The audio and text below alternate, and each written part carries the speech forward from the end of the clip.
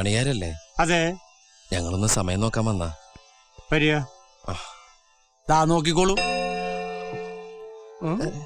2:30 മണിയായി. പോയിക്കോളൂ. ഓ സന്തോഷമായി. അതല്ല, ഒരു കല്യാണത്തിന് കുരുത്തം നോക്കി മുഹൂർത്തം മുറിക്കാൻ വന്ന. അല്ല, പൊരുത്തം നോക്കി മുഹൂർത്തം കുറിക്കാൻ വന്ന. ഇതിനൊക്കെ പകല് വന്നുകൂടെ? സന്ധ്യ കഴിഞ്ഞാൽ ഇതൊന്നും നോക്കാൻ പാടില്ല. ചെറുക്കന് മിഡ് നൈറ്റിലാ സെറ്റപ്പ് ആയത്. നാളെ ഏർലി മോർണിംഗിൽ വെഡിങ് നടത്തണം. എല്ലാം ഷടപടേന്നായിരുന്നു. എന്താന്ന്? നമ്മൾ ബ്രാഹ്മണന്മാരാണെന്ന് വിചാരിച്ചോട്ടെ. എല്ലാം പെട്ടെന്നായിരുന്നേ. എന്നാ പിന്നെ കല്യാണം കൂടി കഴിഞ്ഞിട്ട് മുഹൂർത്തം നോക്കിയാ പോരായിരുന്നു? മതിയായിരുന്നു, വെറുതെ മനുഷ്യന്റെ ഉറക്കം കളഞ്ഞു. കണിയൻ സാറോ അങ്ങനെ പറയരുത്. വിവരങ്ങളൊക്കെ ദേ ഇത് പറയും.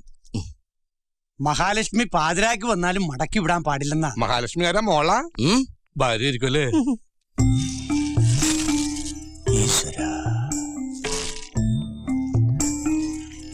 ജാതകങ്ങൾ തമ്മിൽ ചേർച്ചക്കുറവൊന്നും. 10-7 പൊരുത്തവും ഉണ്ട്. പക്ഷേ ഒരു കുഴപ്പം കാണുന്നുണ്ടല്ലോ. ഇന്നത്തെ കാലത്ത് അതൊക്കെ നോക്കുമെന്നറിയില്ല. ആ കൈ ഇങ്ങോട്ട് നീട്ടിയേ, ഇതങ്ങോട്ട് പിടിക്കുക. ഇപ്പൊ എല്ലാം ശരിയായില്ലേ? ഉഷ്ണം ഉഷ്ണേന ശാന്തികൃഷ്ണ എന്നാണല്ലോ ചൊല്ലേ. പുതിയ പഴഞ്ചൊല്ല കഴിഞ്ഞ ആഴ്ച റിലീസായുള്ളൂ.